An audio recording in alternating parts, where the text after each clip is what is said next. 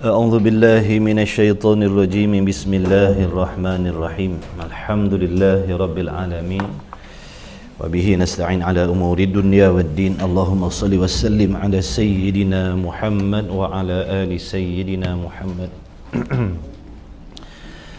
أستغفر الله العظيم الذي لا إله إلا هو الحي القيوم وأتوب إليه أستغفر الله العظيم الذي لا إله إلا هو الحي القيوم وأتوب إليه أستغفر الله العظيم الذي لا إله إلا هو الحي القيوم وأتوب إليه لا إله إلا أنت سبحانك إني كنت من الظالمين لا إله إلا أنت سبحانك إني كنت من الظالمين لا إله إلا أنت سبحانك إني كنت من الظالمين حسبنا الله ونعم الوكيل على الله توكلنا لرضاء الله تعالى الفاتحة أعوذ بالله من الشيطان الرجيم بسم الله الرحمن الرحيم الحمد لله رب العالمين الرحمن الرحيم مالك يوم الدين إياك نعبد وإياك نستعين اهدنا الصراط المستقيم صراط الذين أنعمت عليهم غير المغضوب عليهم ولا الضالين آمين أعوذ بالله من الشيطان الرجيم بسم الله الرحمن الرحيم الحمد لله رب العالمين والصلاة والسلام على رسول الله وعلى آله سبحانك لا علم لنا إلا ما علمتنا إنك أنت العليم الحكيم اللهم افتح علينا حكمتك وانشر علينا من خزائن رحمتك يا أرحم الراحمين ربنا زدنا علما وفهما يا كاشف المشكلات اكشف الحجب عن وجوه هذه المعاني حتى نطلع على خفيات هذه المسائل واحفظنا من الخطأ والضلال فأنت موفق كل أمر وأنت علام الغيوب برحمتك يا أرحم الراحمين وهب لنا يا وهاب علما وحكمة ولرزق يا رزاق كلنا مسهلا وبالخير يا فتاح فافتح لنا يا الله بالهدى وبالعلم كلنا يا عليم مفضلا اللهم علمنا ما جهلنا وذكرنا ما نسينا اللهم اجعل أعمالنا خالصة لوجهك الكريم وصلى الله على سيدنا محمد وعلى آله وصحبه وبارك وسلم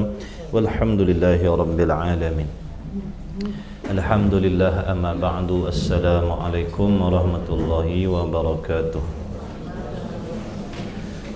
Hadirin hadirat tetamu Allah tetamu Rasul sekalian, alhamdulillah kita dipilih oleh Allah pada pagi ini, diberikan nikmat taufik dapat sama-sama kita mensyukuri segala nikmat yang dipinjamkan oleh Allah di dalam perkara-perkara yang dituntut oleh Allah. Mudah-mudahan kita tergolong dalam golongan orang-orang yang bersyukur dengan nikmat, dan mudah-mudahan segala nikmat ini dikekalkan oleh Allah serta ditambahkan lagi keberkahannya untuk kita semua, insya-Allah, Allahumma amin. Jadi sama-sama kita memperbetulkan dan memperbaiki niat kita, qasad kita, tujuan kehadiran kita di dalam majlis ilmu pada pagi ini, dan sama-sama kita berusaha menjaga adab-adab kita di dalam majlis ilmu. Mudah-mudahan kita mendapat keberkatan ilmu dan bersungguh-sungguh menumpukan perhatian, membuat catatan-catatan yang penting agar memudahkan untuk kita memahami ilmu yang akan disampaikan, insya-Allah. Baik, untuk tidak melengahkan masa, sambungan kita Risalah Al-Misbah Munir edisi Rumi, muka surat 22. Jawi muka surat berapa? Jawi 11.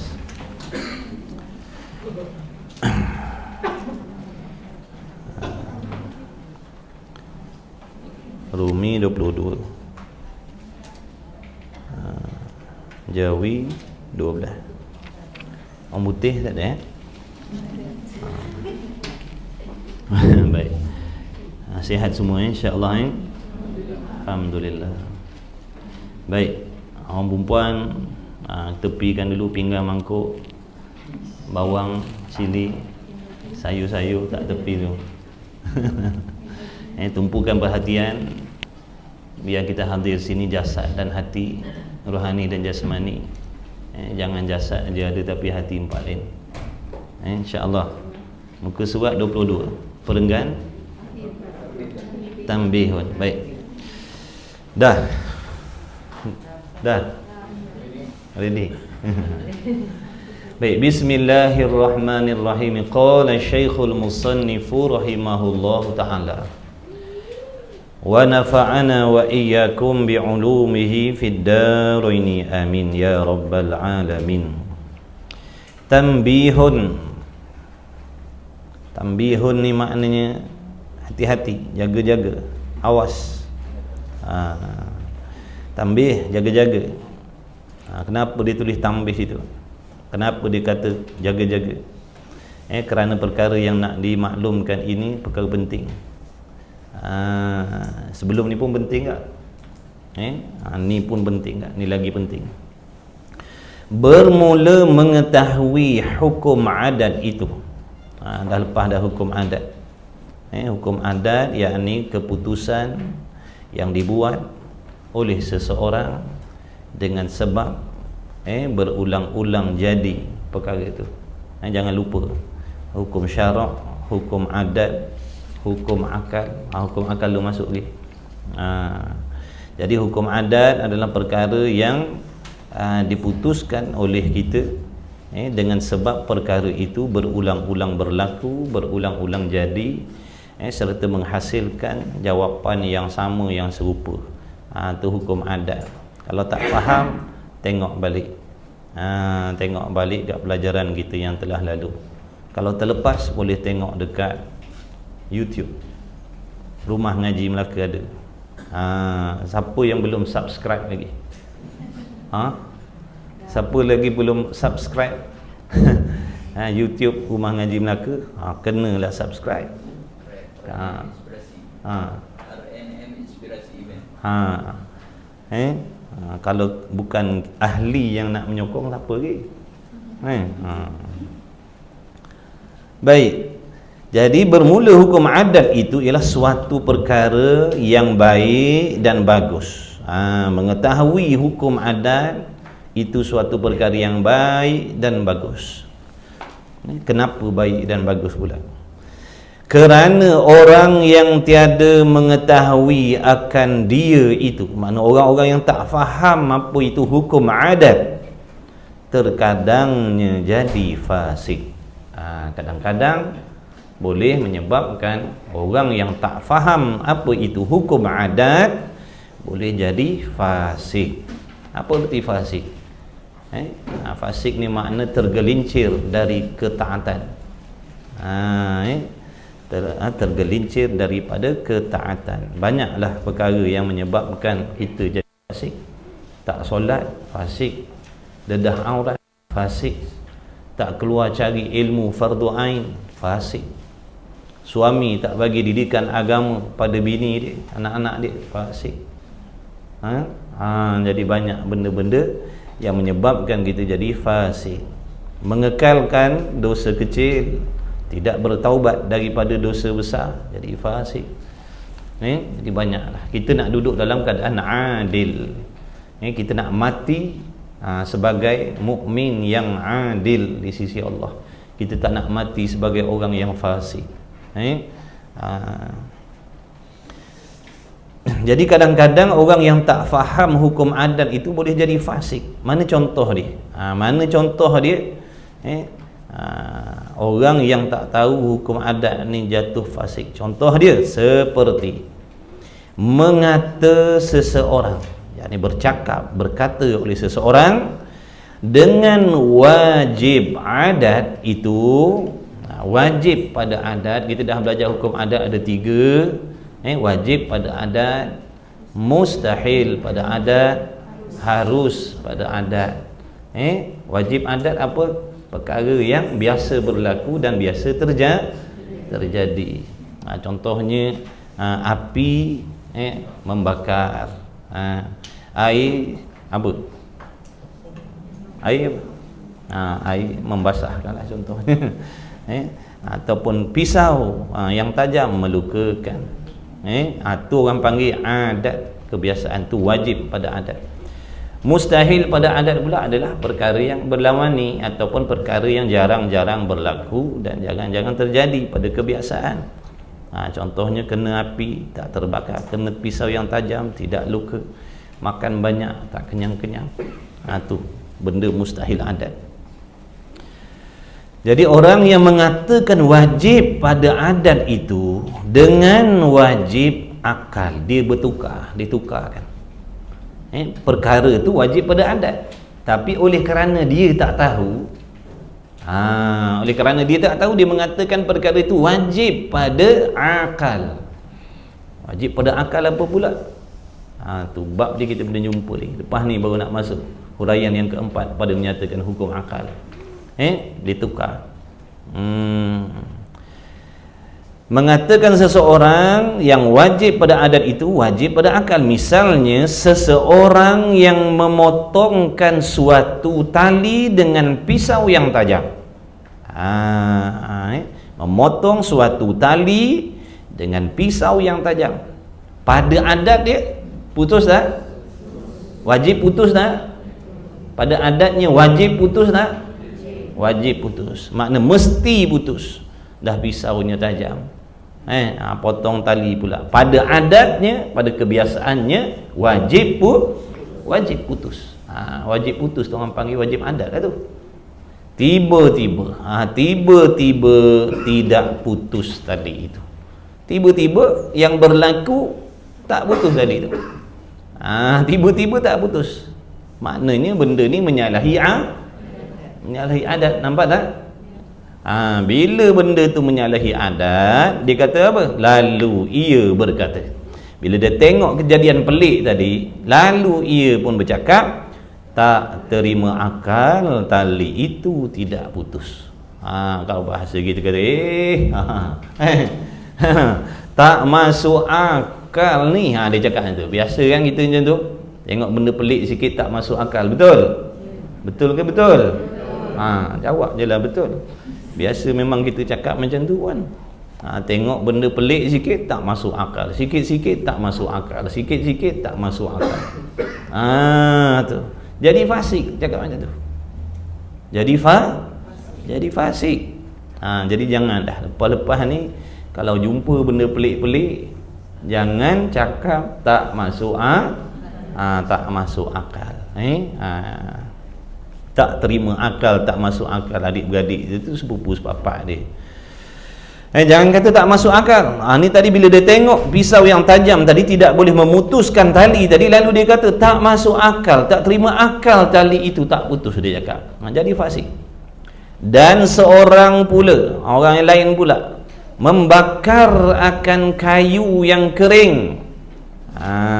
Membakar kayu yang kering, kertas yang kering, kain yang kering, ikutlah. Tiba-tiba didapatinya kayu itu tidak hangus ataupun tidak terbakar. Lalu berkata ia, tak terima akal, kayu itu tidak hangus. Dia kata tak masuk akal ni, tak terbakar ni. Jadi fasik. Maka adalah orang yang berkata seperti itu adalah orang yang jahil, orang yang tak tahu, orang yang tak pandai, orang yang tak faham dengan hukum adat. Orang yang cakap macam ni orang yang tak faham hukum adat tu apa. Kalau dia faham hukum adat, dia takkan cakap tak masuk akal. Nampak tak? Dia kata tak masuk akal. Bila sebut tak masuk akal, dia kembali kepada hukum akal. Hukum akal lain, hukum adat lah lain. Hukum akal mengatakan perkara itu harus, bukan kata mustahil pada akal. Akal boleh terima. Pisau yang tajam tidak boleh memutuskan tali yang halus. Api yang besar tak boleh nak membakar kayu yang kering, kertas yang kering. Akal boleh terima tak? Boleh. Kenapa? Kerana akal kita beriman kepada Allah yang menjadikan. Nampak tak? Jadi akal kita boleh terima pisau yang tajam tak boleh memutuskan tali, kerana hakikat yang memutuskan tali itu adalah Allah yang maha kuasa, bukan ketajaman pisau tu. Yang membakar kayu, yang membakar sesuatu itu adalah Allah yang maha kuasa. Nampak tak? Jadi akal kita boleh terima tak putus tali tadi tu, tak terbakar kayu yang kering tadi. akal boleh terima. Pada akalnya harus perkara tu. Akal kita menghukumkan harus. Pisau yang tajam tidak boleh melukakan, akal mengatakan harus, kerana hakikat yang melukakan itu Allah, bukan pisau. Hakikat yang membakar itu adalah Allah, bukannya api. Hakikat yang mengenyangkan itu Allah, bukan makanan. Hakikat yang menyembuhkan itu Allah, bukan ubat-ubatan, bukan vaksin. Faham? Itu penting tu. Dan terkadang, tengoklah, dan terkadang menjadi kufur. Ni berat. Kadang-kadang dengan sebab tak tahu, tak faham hukum adat ni, boleh menjatuhkan seseorang itu kepada kufur. Makna rosak akidah dia. Kufur ni makna rosak akidah, terkeluar daripada Islam, jadi murtad, riddah. Mana contohnya? Seperti mengingkarkan mukjizat nabi-nabi. Dah maklum bila sebut mukjizat, perkara yang menyalahi hukum adat. Bila sebut mukjizat, perkara yang menyalahi hukum adat, perkara yang mencarikan adat, yang menyalahi hukum kebiasaan, itulah mukjizat. Nabi membelah bulan, batu kayu boleh bertutur, terbelah lautan, macam-macam lah mukjizat Nabi lah. Jadi orang yang tak reti hukum akal, Isra wal Mi'raj, tu mukjizat. Perjalanan yang jauh, pada adatnya memakan masa berbulan-bulan, tiba-tiba tak sampai berapa minit Nabi sampai. Lepas tu naik ke langit pula tanpa menggunakan alat jentera. Langit ke 7 pula no? Langit, daripada lapisan langit ke satu langit 500 tahun. 500 tahun tuan-tuan perjalanan. Tapi itu adalah ayat, tanda-tanda kekuasaan, kebesaran Allah. Tiba-tiba orang yang tak reti hukum ni, dia kata tak masuk akal. Tak masuk akal Nabi naik ke langit. Tak masuk akal Nabi boleh sampai ke Palestin dalam masa yang sebentar. Dia kata tak masuk akal. Maknanya akalnya tak boleh terima, tak boleh percaya kekuasaan Allah. Sebab tu jadi kafir tu, na'udzubillah. Bahaya, nampak tak tu? Jadi jahil ni bahaya tuan-tuan. Jahil ni bahaya. Jahil agama ni sangat-sangat bahaya. Jahil ilmu akademik tak ada masalah lagi. Boleh jadi kalau kita tak pandai ilmu akademik ni, boleh jadi hina pada pandangan manusia je. Tapi kalau jahil agama ni, boleh jadi hina di sisi Allah, jadi kafir, jadi fasik, macam-macam. Na'udzubillah min zalik. Sebab tu belajar agama ni jangan sikit-sikit, kena mengaji banyak-banyak. Ada orang kata mengaji agama ni sikit-sikit sudah. Mana boleh sikit-sikit. Ilmu dunia yang nak pakai sementara tu pun orang tak habis-habis belajar. Dah tua bangka pun belajar lagi. Betul? Dah habis dah, apa lagi nak belajar ni, sambung belajar lagi. Padahal nak pakai setakat umur berapa je pun. Ilmu akhirat yang nak guna dunia akhirat ni, boleh sikit-sikit pula nak belajar. Cuba fikir, yang nak pakai sekejap kita bertungkuh lumus, mengaji, belajar, pas sambung-sambung, berbayar lagi ribu-ribu, belah ribu. Ini ilmu akhirat, nak pakai dunia dan akhirat. Patut ke nak mengaji sikit-sikit? Tak apa? Tak patutlah. Kalau orang waras dia fikir, tak patut. Nak pakai yang nak hidup, nak guna pakai waktu hidup pun belajar, bukan main lagi. Ni nak guna dunia akhirat, lebih-lebih lagi nak kena pulun. Jadi jangan memada dengan kuliah kita seminggu sekali. Okey dah, seminggu sekali. Alim dah, wali dah lah. Kita mengaji seminggu sekali. Berasa solehah dah, berasa bertakwa dah, berasa warak, berasa. Kita padankan dengan orang tak mengaji, memang wali je lah kita. Kita bandingkan dengan orang yang duduk madrasah, duduk pondok tu, pagi, petang, siang, malam. Satu kelas 5 kitab, satu kelas 3 kitab, daripada pagi sampai ke malam. Satu hari ada 5-6 sesi. Mana kita punya pengajian yang seminggu sekali tadi? Baru berasa jahil. Tengok dengan orang tak mengaji, memang wali lah. Kita dah mengaji Iqra' 1. Sebab tu dalam bab ilmu agama ni, dalam bab amal ibadah, kena tengok orang yang atas-atas kita. Tengok para alim ulama, tengok para tutuk guru. Baru kita rasa aku ni tak ada apa lagi ni, tak boleh jadi ni. Tengok orang bawah kita, memang kita okey, beres dah lah, seminggu sekali. Langsung tak mengaji. Aku seminggu sekali mengaji. Jalan dada lah, seminggu sekali mengaji. Kita apa? Iqra' 1. Tengok orang atas-atas tu, baru berasa kita ni tak ada ilmu, tak ada amal ibadah. Tu dalam bab harta, kekayaan, keduniaan, tengok orang bawah kita. Tengok orang bawah kita. Ada yang kaih pagi makan pagi, kaih petang makan petang, kaih tak makan. Macam-macam. Ada orang tak ada rumah. Ada orang tak ada rumah, tak ada tangga, tak ada rumah tangga, macam-macam. Duduk dalam kotak. Ada orang tak ada kenderaan. Kita syukur, alhamdulillah. Ni bab dunia kita tengok tu, menteri-menteri, datuk-datuk, datin-datin, orang yang gaji puluh ribu, ratus ribu. Tu yang habis batang getah kita tebas semua. Tengok orang bawah-bawah, baru memada. Alhamdulillah, ya Allah, syukurlah apa yang ada ni. Buat apa nak kejar-kejar sangat, nak tamak-tamak sangat. Yang ada ni pun tak tersyukur, ya Allah. Jadi dia jadi memada sikit nak cari dunia tu. Tengok orang atas-atas tu yang kita berasa tak cukup dengan apa yang ada, padahal Allah bagi kita jauh lebih senang daripada orang lain dah. Baik. Kemudian seperti tadi mengingkarkan mukjizat nabi-nabi, seperti tongkat Nabi Allah Musa alaihi salatu wassalam jadi ular. Tu daripada tongkat bertukar jadi ular. Siapa yang menukarkan daripada kayu jadi ular tadi tu? Allah, bukan Nabi Musa. Dia tak ada kuasa, Nabi Musa. Nabi Musa, Nabi kita Muhammad SAW pun tak ada kuasa.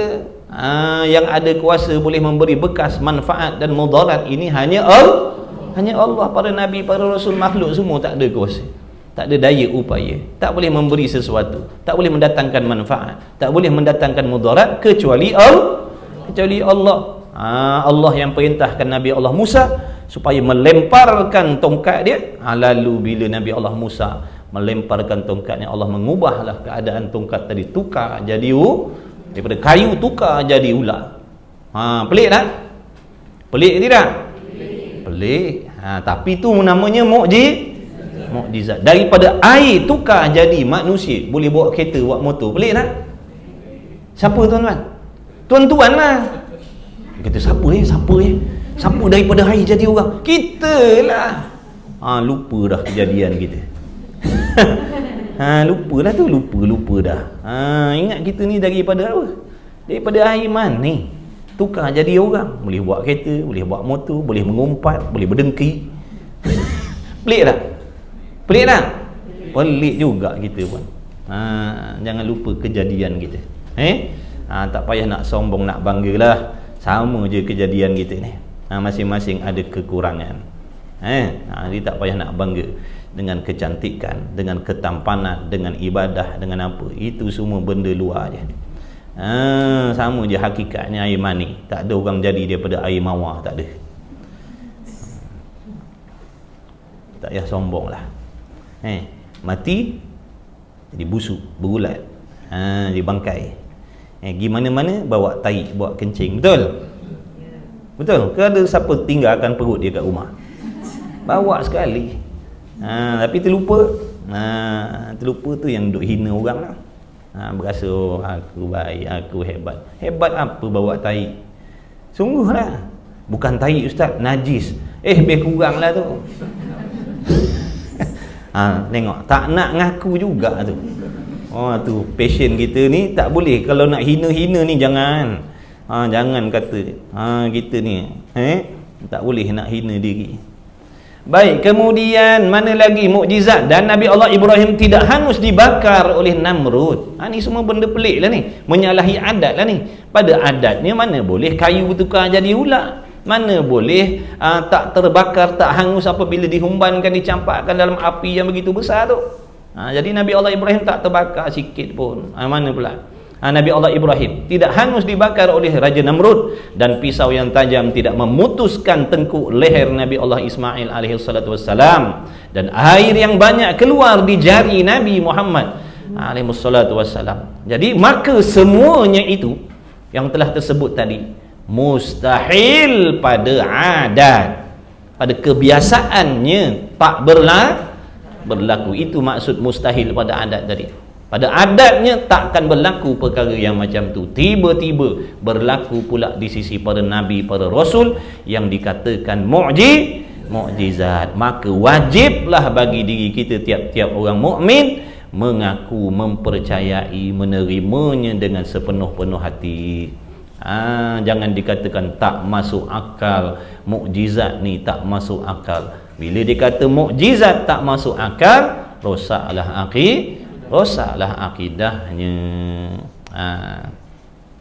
Jadi maka semuanya itu mustahil pada adat, harus pada akal. Nampak tak tu? Pada akalnya harus, pada adatnya mustahil. Jadi lepas ni kalau jumpa benda pelik-pelik, dengar benda pelik-pelik, nak selamat, jawab harus pada akal.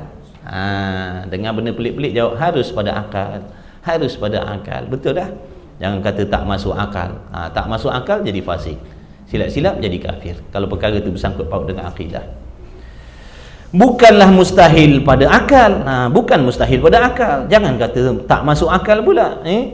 Dan bukanlah pula wajib pada akal. Dan perkara itu pula bukan wajib pada akal. Pada akal, wajib pada akal ni lain. Perkara yang mesti berlaku. Sekejap lagi kita masuk dalam bab dia. Wal yata'ammal, maka hendaklah kamu perhati sungguh-sungguh. Wal yata'ammal makna hendaklah kamu perhati betul-betul masalah ni. Jangan jadi terkeliru. Biar faham betul-betul. Bila faham baru boleh beramal. Bila faham baru boleh kita jaga. Kalau kita tak faham nak jaga macam mana? Sebab tu dia suruh ngaji sungguh tu, sebab nak dapatkan faham tu. Bila faham baru boleh kita membezakan mana wajib akal, mana wajib syarak, mana wajib adat, mana wajib aradi. Wallahu a'lam. Habis dah lah. Boleh balik dah. Belum lagi. Wallahu a'lam ni ubat ngantuk ni, tuan, ubat ngantuk. Siapa terlelap, dia dengar wallahu a'lam, dia jadi segar balik mata dia. Dia ingatkan kelas dah habis, rupanya sambung lagi. Huraian yang keempat pada menyatakan hukum akal. Nak masuk hukum akal dah. Ni penting juga ni. Ini alat nak guna, nak belajar ilmu sifat 20 ni. Ni bila kita nak membicarakan nanti sifat 20, guna hukum akal ni. Jadi tolong faham elok-elok. Target aku mesti faham bab hari ni. Jangan nanti minggu depan ada tangguh lagi. Kasih settle. Sebab itulah rumah ngaji ada buat rakaman tu. Tujuannya bagi yang tak faham boleh ulang dengar. Sebab kadang-kadang mustahil kita nak boleh ambil semua dalam kelas ni. Sebab tu ada manfaat dia tu. Kemudahan boleh ulang-ulang tengok. Okey, sekarang nak belajar hukum akal pula. Bermula makna hukum akal itu ialah keputusan yang memutus seseorang. Makna keputusan yang dibuat oleh seseorang dengan akal fikiran. Itu hukum akal. Keputusan yang dibuat oleh manusia menggunakan akal fikiran yang waras. Akal yang waras. Sebab tu akal kalau tak waras tak masuk cara. Orang yang tak berakal ataupun akalnya tak waras tak masuk cerita. Tak diberatkan hukum syarak orang yang tidak berakal ataupun dia tak waras. Masuk dalam syarat orang yang nak diberatkan hukum hakam Allah, dia mesti waras. Tak waras tak masuk cerita. Dia tak semayang ke, dia tak nak ngaji ke, tak ada masalah bagi diri dia tu, tak diberatkan hukum. Tapi bagi orang yang waras tak boleh lari, diberatkan hukum Allah ke mana-mana pun. Baik lelaki, baik perempuan, sama je. Jadi hukum akal itu ialah keputusan yang memutus oleh seseorang. Maknanya kita menjatuhkan keputusan. Kita membuat keputusan menggunakan akal kita. Kemudian keputusan yang dibuat oleh akal kita tadi yang membetuli perkara-perkara yang difikirkan itu. Maksudnya apa yang dipikirkan oleh akal kita, apa yang diputuskan oleh akal kita itu mestilah membetuli sama dengan hakikat perkara itu sendiri. Nafsul amri.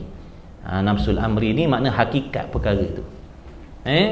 Contoh kalau akal kita menetapkan, membuat keputusan benda tu putih, makna hukum yang kita buat tadi benda tu putih contohnya, memang hakikatnya memang sungguh-sungguh putih.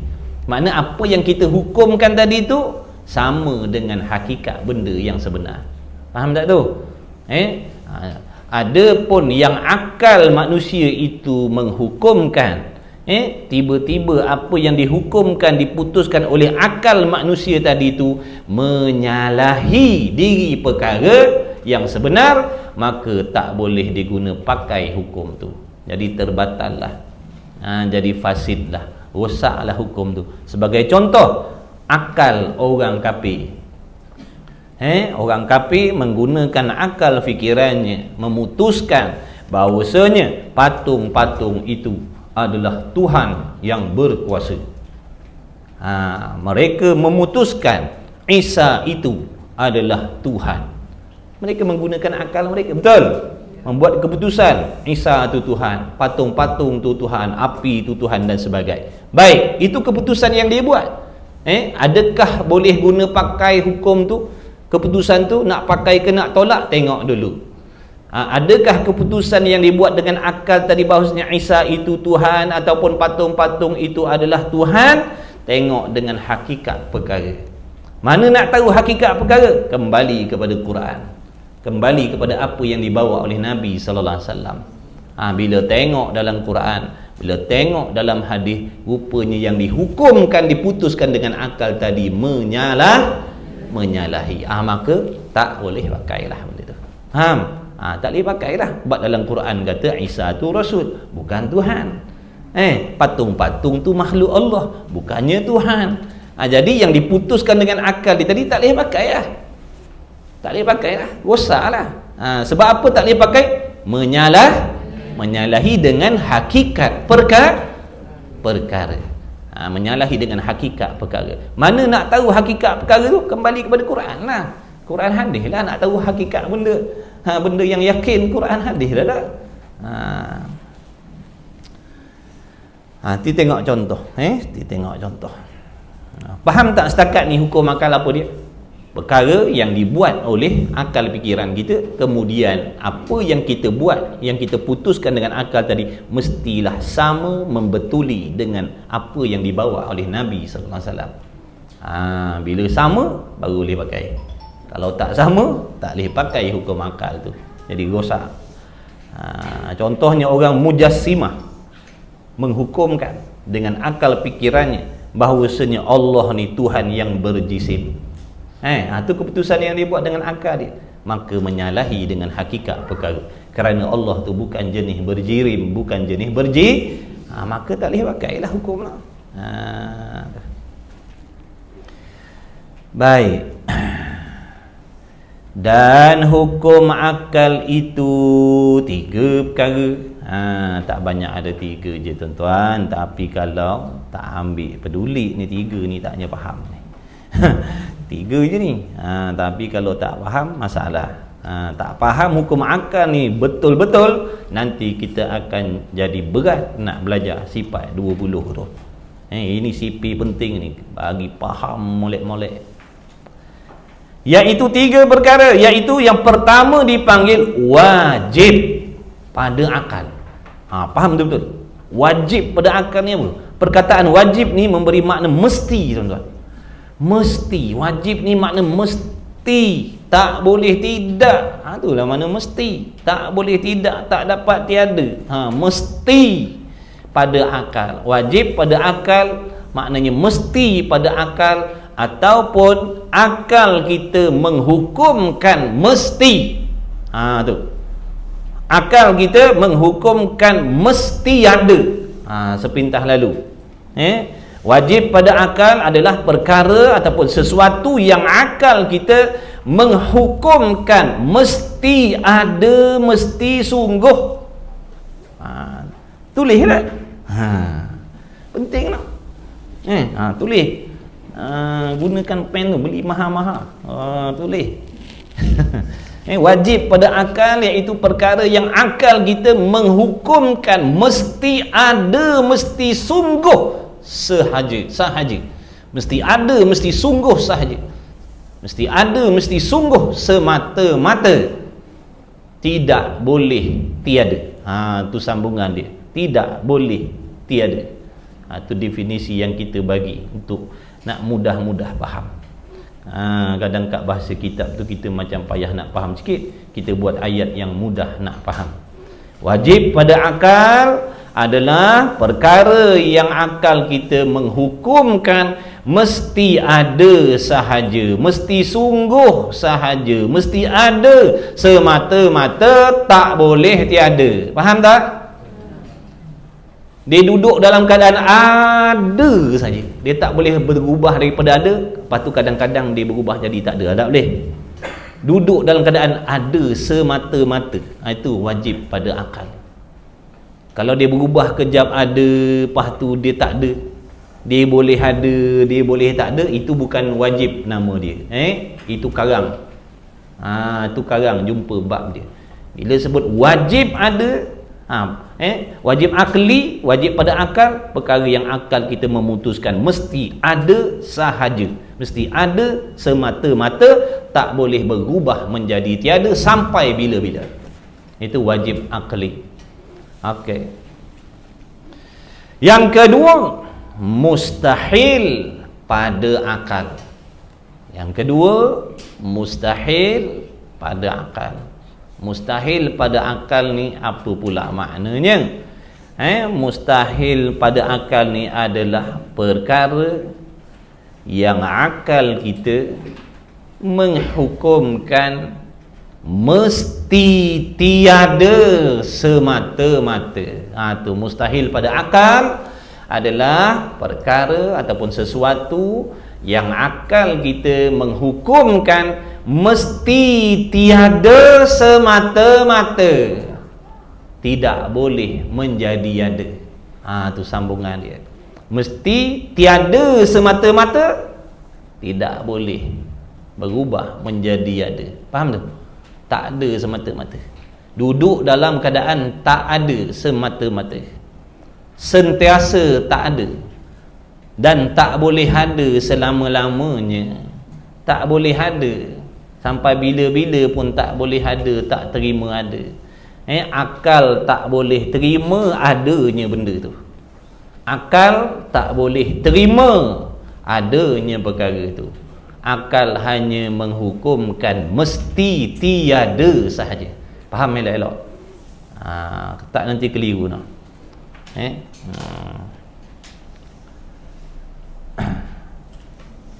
Itu mustahil. Tak boleh ada. Sedia kala lagi tak ada. Sentiasa tak ada. Sampai bila tak ada? Sampai bila-bila tak boleh ada. Akan datang no? Tak boleh ada. Akal tak boleh terima ada benda tu. Akal hanya menghukumkan mesti tiada. Dia tak boleh berubah menjadi ada dah. Itu erti mustahil pada akal. Nanti tengok contoh dia dekat bawah tu. Yang ketiga, harus pada akal. Harus pada akal apa pula? Tadi tu yang kita sebut sebelum tadi kan. Jadi harus pada akal ni sesuatu perkara yang akal kita boleh menerima adanya dan boleh menerima tiadanya. Tu harus. ada pun akal boleh terima, tak ada pun akal boleh terima. Itu erti harus pada akal. Ada pun boleh, tak ada pun boleh. Kalau wajib tadi, akal mesti menghukumkan ada. Tu wajib. Mustahil, akal menghukumkan mesti tiada, mesti tak ada. Harus, boleh ada, boleh tak ada. Tu beza. Okey, sekarang dia nak masuk dah. Kalau nak terima adanya ataupun atau tiadanya, ataupun adanya dan tiadanya. Boleh, harus tadi.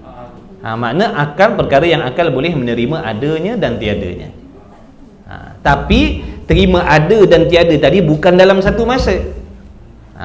Maksudnya bukan akal kita boleh terima benda tu ada dan tiada dalam satu masa. Bukan maksud begitu. Makna bergilir lah. Kerana ada dan tiada ni benda yang berlawanan. Bukan maksud boleh terima ada dan tak ada dalam satu masa. Dah bergilir. Makna contoh besok, contoh macam hidup kita, contoh besok, adakah akal kita boleh terima besok kita hidup lagi? Boleh tak akal kita terima besok kita hidup lagi? Akal boleh terima tak? Boleh.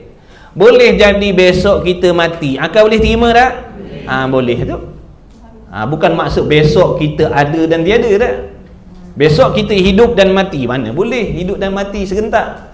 Mustahil. Mana salah satu tu boleh terima. Hidup pun boleh jadi, akal boleh terima. Besok kita mati, akal boleh terima. Sebab hidup dan mati ni masuk dalam perkara yang harus nama dia. Bukan wajib. Hidup kita ni harus, mati kita pun harus. Bukan kita wajib hidup. Kalau wajib hidup, mana tadi tu? Wajib tadi tu. Sedia kala lagi mesti hidup dah. Dan sentiasa hidup, takkan mati sampai bila-bila. Padahal banyak dah saudara mara kita yang dah balik dah, betul? Tu menunjukkan hidup kita bukan wajib. Hidup kita ni harus. Tapi hidup Allah wajib. Hidup Allah wajib. Sedia kala lagi hidup dan kekal hidup selama-lamanya. Boleh tak terima mati Tuhan tu? Tak boleh terima pada akal matinya Allah. Jadi mati Tuhan tu mustahil, tak masuk akal. Mati Tuhan tak masuk akal. Mana benda yang tak boleh terima pada akal sampai bila-bila. Kalau akal dia boleh terima Tuhan tu mati, rosaklah akidah dia. Sekarang dia percaya Allah hidup. Dia kata boleh jadilah nanti akan datang tak bila-bila yang kita tak tahu, yang dah syurga masuk syurga, yang dah neraka masuk neraka. Boleh jadi Tuhan tu mati. Jadi kafir dah dia. Na'udzubillah min zalik. Sebab tu takrif mustahil ni tak boleh terima pada akal. Nampak tu? Mana akal jangan terima. Terima je rosak akidah. Mana-mana akal yang boleh terima Tuhan tu jahil. Dia boleh terima. Kalau kata ada benda yang Tuhan tak tahu, kau boleh terima tak? Dia kata boleh. Rosak akidah dia. Nampak tak? Jadi faham betul-betul makna mustahil. Tak boleh terima akal. Benda tu tak boleh terima pada akal adanya selama-lama. Ada jahil pada Allah, mustahil. Akal tak boleh terima ada jahil pada Tuhan, ada lemah pada Tuhan, ada buta pada Tuhan, ada pekak pada Tuhan, ada sekutu bagi Tuhan. Akal tak boleh namanya mustahil. Dan pengenalan atau takrif wajib pada akal itu.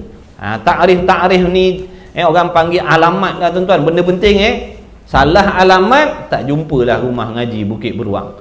Pergi entah ke mana-mana nanti sekarang. Jadi takrif ni tolong faham betul-betul lah. Tadi kita dah bagi dah tadi tu, sambil-sambil tadi tu. Ni kitabnya.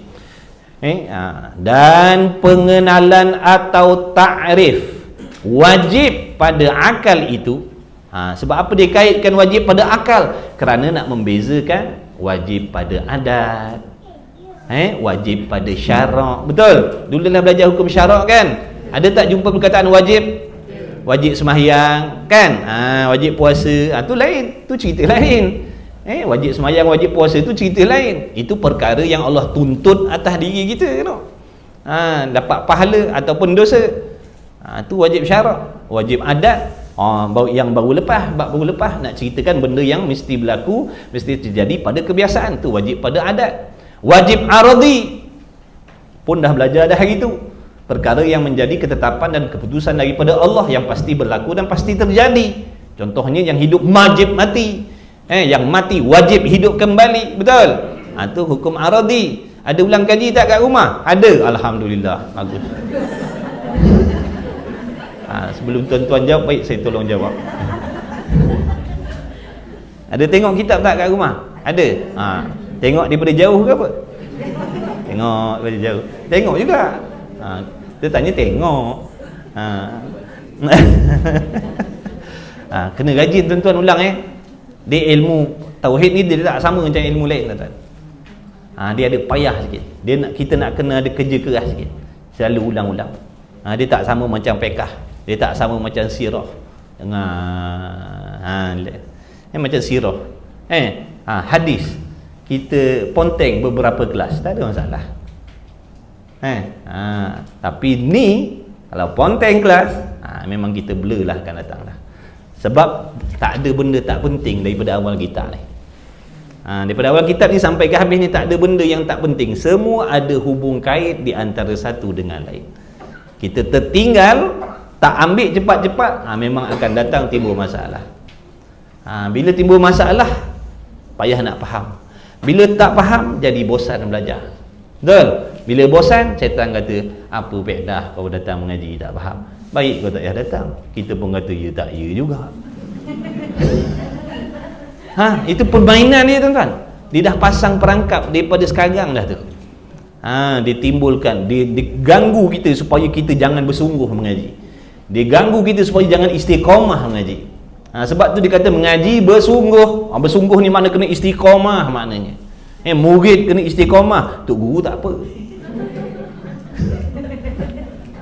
Kena istiqamah maknanya jangan ponteng kelas maknanya. Kalau kita tertinggal, cepat-cepat tanya orang lain. Supaya kepahaman tadi tu sempurna ada pada dia. Baru kita boleh ambil, baru kita akan rasa kelazatan, kemanisan, seronok mengaji tu. Bila dah ada nampak faham sikit-sikit, jadi seronok. Tapi bila kita dah tertinggal, dia ganggu kita, supaya kita jangan hadir, jangan istiqamah. Tujuan dia nanti supaya kita kurang faham. Waktu mengaji dia kacau kita, fikir empat lain fikir tu, jangan ada penumpuan supaya kita tak faham. Bila tak faham nanti, tu tadi nama jadi bosan lah. Bosan ngaji apa benda cerita ni. Ta'aluk sini, ta'aluk sana, kejap ada, kejap tak ada. Bosan ngaji tu. Dia dah cucuk dah. Apa faedah aku mengaji tu? Orang lain faham, aku tak faham. Tak payahlah. Tarik diri habislah. Dosa tarik diri tuan-tuan. Ilmu ni kalau tuan-tuan tarik diri sebelum tuan-tuan faham, dosa. Duduklah dalam dosa selama-lamanya. Kecuali ngaji balik. Sebab ilmu ni wajib, fardu ain tuan-tuan. Apa erti wajib? Buat dapat pahala tinggal berdoa. Sama macam semayang lah. Ni ilmu fardu ain, bukan fardu kifayah. Dia tak sama macam ilmu hadis, tak sama macam ilmu tafsir ni. Ni ilmu fardu ain. Tafsir fardu kifayah. Hadis fardu kifayah, ni fardu ain. Di sisi akidah kita ahli sunnah wal jamaah. Dia wajib, tak boleh tidak. Jadi kena usaha ke mana-mana pun. Tak faham, tak pandai, tak reti, pening, mabuk pun datang. Jangan tarik diri. Tarik diri dosa. Kecuali dah pandai. Dah pandai, beres. Tak nak datang lagi, silakan. Tak berdosa dah. Sebab lepas fardu ain dah. Lepas fardu ain dah, tak wajib dah mengaji. Makna dalam bab jaga akidah, beres dah kita. Apa sifat yang wajib, mustahil bagi Allah, harus bagi Allah, beres dah serta dengan dalil-dalil, faham dah. Yang wajib, mustahil, harus bagi Rasul pun beres dah, faham dah. Perkara-perkara yang bersangkut paut dengan iman, beres dah. Makna andai kata ada datang pahaman yang sesat, lagi menyesatkan daripada luaran dan dalaman, kita boleh tolak dah. Tak ada masalah lah, tak belajar. Tu tujuan belajar tadi, sebab nak jaga daripada rosak akidah. Kita dah pandai, dah boleh tolak, dah boleh tepih, tak apa dah lah. Ni masalah bila tak tahu nak tepih macam mana. Nak tepih macam mana bila kita tak faham lagi. Baik. Dan pengenalan atau ta'rif wajib pada akal itu, iaitu barang yang difikirkan dengan akal tentu sungguh ia. Maksudnya sesuatu yang akal kita memikirkan dengan akal, memutuskan dengan akal, perkara itu adalah perkara yang tentu tentu sungguh ni maknanya mesti sungguh. Benda tu mesti sungguh. Akal kita hukum mesti sungguh. Kenapa akal kita menghukumkan perkara itu mesti sungguh? Jawabnya, kerana barang itu, makna perkara yang kita fikirkan tu, faham elok tak? Kerana barang yang dipikirkan dengan akal itu sungguh dirinya. Memang benda tu benda yang memang ada sungguh-sungguh. Kita fikir ni kemudian, tuan-tuan. Kita fikir ni kemudian. Sebelum kita fikir tu memang dah benda tu ada sungguh dah. Kita fikir ni kemudian. Mana contoh? Seperti ada Allah. Ada Allah sungguh ke tidak? Ada Allah sungguh ke tidak? Sungguh. Bukan sungguh kod. Ada Allah sungguh ke tidak? Mesti jangan sungguh kod. Jangan iya kod, tuan-tuan. Itu menunjukkan syak tu. Kod-kod tu syak, maknanya dia tak yakin tu. Ada Allah, ada Tuhan, ada pencipta. Alam ni ada pencipta. Sungguh ke tidak? Bangunan ni ada tukang yang buat. Sungguh ke tidak? Sungguh. Jadi apa yang kita hukumkan, maksudnya tadi kita menghukumkan pencipta alam ni yang dipanggil Tuhan itu adalah perkara yang sungguh. Ada Tuhan ni mesti sungguh. Kenapa kita menghukumkan mesti sungguh? Kerana memang hakikatnya begitu. Kalau kita tak ada pun, kalau alam ni tak wujud pun, Tuhan tu mesti ada sungguh. Nampak tak? Jadi kita tengok alam ni, tengok langit bumi, kita fikir, kita pun buat keputusan mesti ada yang menjadikan. Tu keputusan lah tu kita buat. Sebab tu zaman jahiliyah dulu orang dah buat dah keputusan. Ada yang menjadikan langit dan bumi. Zaman jahiliyah dulu, zaman tak ada nabi, tak ada rasul dulu. Manusia pada waktu tu dah buat keputusan dah. Ada yang menjadikan langit dan bumi. Makna pegangan dan kepercayaan tentang pencipta tu dah ada dah.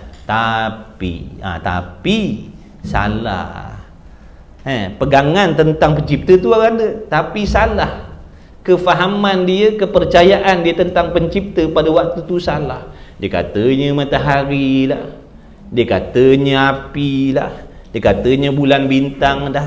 Sebab apa? Tak ada cikgu, tak ada guru yang nak membimbing tadi tu. Pegangan dah ada, pencipta alam. Tapi siapa? Masing-masing duk ikut nafsu masing-masing. Bila tengok matahari begini, dia kata, ni lah dia Tuhan ni, ni hebat ni, kuasa ni, terang menerang ni, panah ni. Yang tu pula kata api pula. Nampak tak? Pegangan tentang Tuhan dah ada, tapi salah.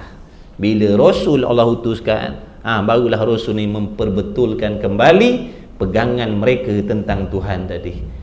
Matahari bukan yang kau anggap matahari itu Tuhan. Tuhan bukan, itu bukan Tuhan. Tuhan bukan begitu sifatnya. Tuhan ni sifatnya begini. Baru dibimbing akidah dia, baru dibimbing akal dia tadi, baru betul kepahaman dia tentang Tuhan. Nampak tak? Kita orang zaman sekarang ni, kita menghukumkan ada Tuhan yang menjadikan alam. Nama dia Allah. Semua rata-rata tahulah bila sebut Allah ni Tuhan. Betul? Tapi bila tak mengaji, bila tak belajar, kepahaman tentang Allah tadi jadi sesat, jadi menyimpang, jadi menyeleweng macam-macam. Nampak tak? Tu yang nak suruh belajar tu. Bila belajar ni, apa tujuan belajar? Nak memperbetulkan pegangan kita tentang Allah tadi. Kalau tak belajar, masing-masing dengan nafsu mereka. Yang tu kata Allah begini, yang tu kata Allah begitu, yang tu kata Tuhan ada tangan, ada muka, ada kaki, yang tu dia percaya Tuhan turun naik langit, yang tu percaya Tuhan ni ada rupa bentuk tubuh badan, yang tu percaya macam-macam. Nampak tak? Tu yang disuruh belajar ni, sebab nak betulkan pegangan tentang Allah. Kalau tak belajar ni, tuan-tuan, dengan kepercayaan tuan-tuan lah, Kau percaya tak Allah? Percaya macam mana? Kepercayaan aku percaya Tuhan ni begini-gini. Engkau? Aku begini-begini. Tak sama kan? Itu yang disuruh belajar. Nampak tak? Bila belajar baru sama. Kalau tak belajar kan, laki percaya Tuhan lain, Allah juga. Bini percaya Allah juga, tak percaya lagu lain. Dah tak belajar dua-dua. Nampak tak? Bila dua-dua belajar baru sama akidah dia. Suami dengan isteri tadi pegangan tentang Allah sama je. Tapi bila tak belajar, yang dia percaya cara dia, yang Syiah percaya cara Syiah, yang Wahabi cara Wahabi, yang Mujassimah cara Mujassimah, Qadariyah cara Qadariyah, Jabariyah cara Jabariyah. Macam-macam tuan-tuan yang sesat ni. Pahaman sesat ni macam yang dekatnya Qadariyah dan Jabariyah. Yang lain banyak lagi. Tapi kalau kita tak nak belajar, tak mustahil kita akan ambil mana-mana yang sesat tadi tu. Simpan dalam hati kita. Apa jadi? Rosak akidah kita. Tu disuruh belajar. Jadi belajarlah. Nak cerita belajar tadi, tak belajar taknya tahu. Na'udzubillah min zalik. Tapi ilmu ni lah yang paling ramai orang tak nak belajar, tuan-tuan. Ilmu ni ilmu nombor 1 kena belajar. Sebab bersangkut paut dengan iman. Tak belajar ni, tak pandailah tentang iman. Bila tak pandai tentang iman, tersalahlah. Bila tersalah, rosak akidah. Rosak akidah, sembahyanglah 1000 rakaat pun, hajilah tiap tahun pun, umrahlah tiap minggu pun, taknya jadi apa. Dah tak beriman. Allah tak terima amal orang tak beriman. Sebab tu ni benda penting ni. Tapi tak ramai orang ngaji ni. Dapat pula sekarang ada pula puak-puak duk hasut jangan mengaji. Sifat 20 lagi lah. Okey, tu tadi contohnya seperti ada Allah Ta'ala. Ada Allah Ta'ala ni memang hakikatnya sungguh-sungguh. Tuhan yang menjadikan alam ni, akal kita mikir memang adalah Tuhan. Mana boleh tak ada Tuhan. Ni bangunan ni kita nak fikir tak ada tukang yang buat, boleh? Bangunan ni tak ada tukang, boleh? Kalau dia boleh terima, akal yang boleh terima, makna akal itu ada masalah. Bangunan ni tak ada tukang yang buat, dia percaya.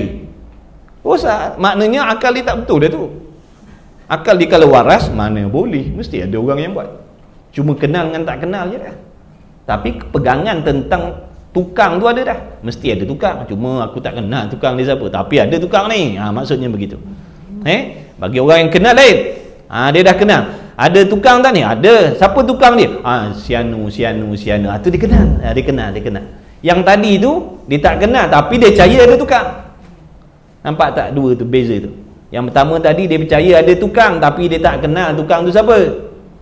Yang kedua, dia percaya ada tukang dan dia kenal tukang tu siapa dia, namanya, sifat dia dan sebagainya. Ada satu lagi, dia tak kenal langsung tukang. Dia tak percaya ada tukang. Tu rosak dah. Dengan tukang-tukang pun dia tak percaya. Tu macam pahaman tu, tak percaya ada Tuhan tak? Dia tak percaya ada Tuhan. Dia kata mana ada Tuhan? Tu kan ada apa nama? Tu golongan tu. Dia tak percaya ada Tuhan. Tak tahulah akal dia bengong lagu mana tak tahu lah. Kalau kata meja ni tak ada tukang, dia kata mana boleh? Pandai pula dia. Meja ni tak ada orang yang buat, dia kata mana boleh? Pandai pula dia. Tapi tang alam ni kata tak ada, maknanya kalau kata ada pencipta, dia tak percaya pula tang situ. Jadi terbalik, yang ni tadi dia tak boleh terima, yang tu dia boleh terima pula lah.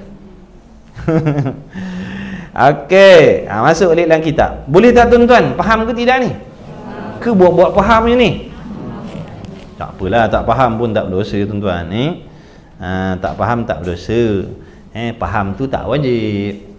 Mengaji tu yang mengaji wajib. Tak faham, tak dosa, tak faham. Sebab faham tu yang bagi faham ni bukan usaha kita. Kalau usaha kita yang bagi faham, tak ada orang tak reti. Bila belajar mesti faham, bila belajar mesti pantang belajar, mesti faham. Ini tak belajar taknya faham-faham. Sebab faham tu bukan kerja kita. Allah suruh usaha, pergi belajar, pergi mendengar, berfikir dan sebagainya. Yang memberi kefahaman tu bukan tu guru, bukan kitab, bukan usaha. Nampak tak? Tapi setiap usaha yang kita buat, penat, letih, lelah, memikir, pening dan sebagainya, diberi pahala yang besar. Tu untung orang mengaji. Tak faham pun Allah ampun dosa, tak faham pun Allah bagi pahala. Tapi kalau tak usaha, berdosa. Jadi baik kita mengaji. Tak faham pun tak berdosa. Ni tak faham sebab tak pergi cari, duduk dalam berdosa, duduk dalam maksiat. Maka apabila kita fikir dengan akal kita, tentulah kita memutus, makna membuat keputusan dengan akal akan sungguh, makna akan sungguh adanya Allah, sungguh adanya pencipta. Kerana ada Allah Ta'ala itu sungguh. Mana nak tahu sungguh ke tidak? Dalam Quran duk sebut dah. Kan tadi awal tadi kan, mana apa yang diputuskan dengan akal tu mesti bertepatan dengan hakikat perkara. Hakikat perkara nak tahu mana? Tu dalam Quran. Tengok dalam Quran, betul ke dalam Quran ada sebut tentang Allah? Memang ada. Jadi sepadan tak dengan apa yang kita fikir? Sepadan. Bila sepadan, betul lah. Berimanlah. Mana apa yang dipikir dengan akal tu sama dengan apa yang ada dalam Quran. Betul dah tu. Yang tak betulnya kita fikir lain, dalam Quran kata lain. Dan umpamanya daripada segala perkara yang wajib pada akal. Maksudnya perkara yang wajib pada akal ni banyak, tuan-tuan. Banyak.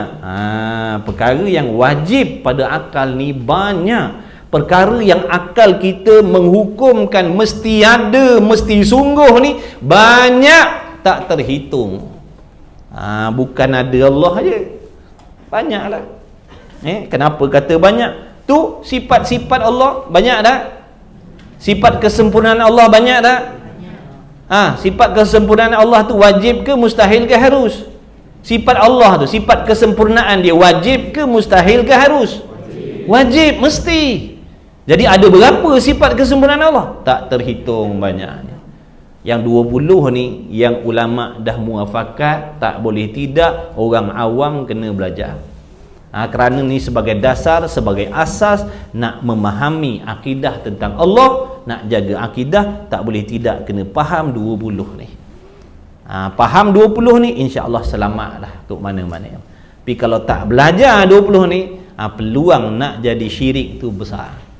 Sebab tu di sisi kita ahli sunnah wal jamaah kena faham 20 ni. 19 tak boleh, 19,5 tak boleh, kena 20. Kena 20. Jangan kata aku dah belajar dah sifat 20. Berapa? 2. Tak jadi 2. Kena 20. Orang kata 22 pula dah 20. Jadi kita tanyalah diri kita sendiri, dah faham belum daripada nombor 1 sampai 20 sifat yang wajib bagi Allah? Ertinya dah faham dah, maksudnya reti dah, dalilnya tahu tahu. Daripada 1 sampai 20. Daripada 1 sampai 20. Bagus. Lepas tu yang mustahil dah tahu ke belum? Yang mustahil belum faham lagi. Ngaji yang mustahil. Sebab yang mustahil pun kena tahu juga. Yang wajib kena tahu sebab nak simpan. Sifat-sifat yang wajib bagi Allah kena tahu, kena gerti, kena faham sebab nak pegang, sebab nak pakai, sebab nak guna, sebab nak simpan sebagai akidah kita tentang Allah. Yang mustahil pun kena tahu juga. Kenapa pula yang mustahil nak kena tahu? Padahal mustahil-mustahil ni bukan sifat Tuhan. Nak kena tahu juga? Ya, mesti kena tahu. Kenapa? Supaya boleh kita menolak. Jangan diletakkan sifat tu pada Allah. Jadi yang mustahil pun kita kena tahu. Sebab yang mustahil pun banyak, tuan-tuan. Lawan bagi yang wajib. Macam sifat yang wajib tadi, sifat kesempurnaan. Macam Asmaul Husna tu pun nak menunjukkan sifat-sifat kesempurnaan Allah. Tapi bukan sekadar tu, tak terhitung sifat kesempurnaan Allah ni. Jadi dalam banyak-banyak sifat yang wajib, sifat kamalat Allah ni, yang banyak-banyak tu, yang tak terhingga tu, yang tidak ada mengetahui melainkan Allah, kita ambil satu sahaja sifat tu kita buang. Kita kata tu bukan sifat Allah. Jadi kafirlah dia. Sifat yang wajib tadi banyak, satu je kita ragu. Dalam banyak-banyak tu kita ragu satu je. Rosaklah akidah dia. Faham tak ni? Yang mustahil pun banyak. Maknanya yang mustahil ni sifat kekurangan. Banyak sifat mustahil ni. Lemah, contohnya pekak, tuli, buta. Itu contoh sifat-sifat mustahil. Banyak lagi. Tiba-tiba kita ambil satu sifat mustahil ni, kita letakkan pada Allah. Jadi kafir lah. Sebab tu nak kena tahu tu. Takut dalam banyak-banyak ni tadi kita terambil letak pada Tuhan. Kalau kita tak tahu boleh jadi tuan-tuan. Dah tak tahu, kita rasakan betul. Rasa-rasa kan kita suka rasa-rasa. Kuih pun rasa. Amal pun rasa juga. Main rasa-rasa tu. Contoh dia rasa-rasa. Rasa-rasa tak semua benda Tuhan tahu. Rosak akidah dia. Sebab tu kena tahu juga sifat mustahil. Yang wajib pun mesti kena tahu. Tapi bukan semua, 20 je. Tak banyak pun, 20 je ulama suruh tahu. Bukan sebanyak-banyak tu. Tak luar bidang kuasa kita, taknya mampu kita nak mengetahui hakikat sifat-sifat Tuhan yang wajib tu. Sebab tak terhingga banyaknya sifat kesempurnaan Allah ni. Cuma ulama muafakat 20 saja ataupun 13 saja. Kemudian dan pengenalan atau ta'rif mustahil. Dan pengenalan atau ta'rif mustahil pada akal itu. Mustahil pada akal apa pula? Harap-harap dah faham dah wajib tu. Kalau tak faham nanti tengoklah balik ulangan siaran. Dan pengenalan atau ta'rif mustahil pada akal itu ialah barang yang difikirkan dengan akal tentu tidak. Makna perkara yang akal kita menghukumkan tentu tidak, tentu tiada. Itu maksudnya tentu tidak, tentu tiada, tentu tidak sungguh. Tulis. Tentu tidak. Apa maksud tentu tidak? Tentu tidak sungguh. Ataupun tentu tiada. Itu makna tu. Dalam kitab tu dia cakap pendek-pendek je. Tapi kita tambahlah ayat untuk kita nak mudah faham. Perkara yang dipikirkan dengan akal tentu tidak. Apa maksud tentu tidak? Tentu tidak sungguh ataupun tentu tiada. Kenapa pula akal kita menghukumkan perkara tu tentu tiada ataupun tentu tidak sungguh? Kerana barang yang kita fikirkan itu adalah tidak, yakni tidak sungguh. Tu jaga kat situ tu. Tambah sikit.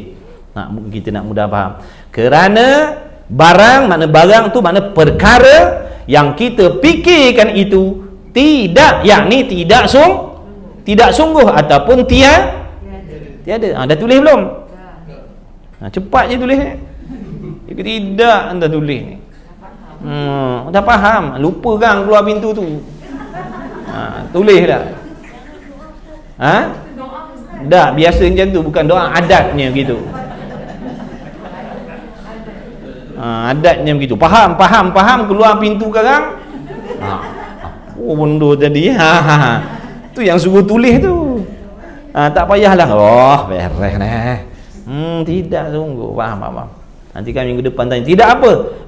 Tidak tahu, katanya. Tidak tahu. Tulis tuan-tuan. Tok Guru bising kalau tu mengaji tak tulis ni. Dia ada dua jenis Tok Guru ni. Kita bukan nak cerita dengan Tok Guru tu. Dia ada dua jenis. Satu, dia suka anak murid dia tulis.